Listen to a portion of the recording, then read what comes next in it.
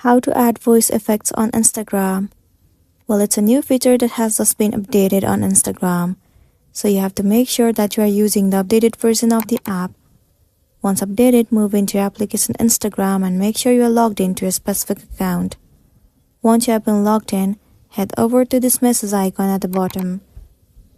From here, you need to scroll down and look for the person that you want to send the voice message. And then head over to their inbox.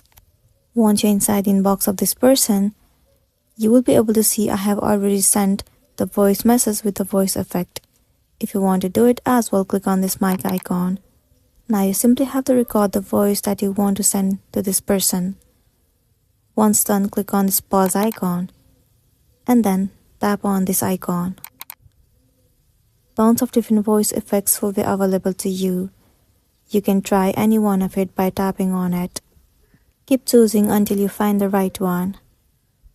And once you are done looking for it, and if you have chosen the voice effects, then you have to click on send icon. And there you go, the voice message with the voice effects has been sent to this person.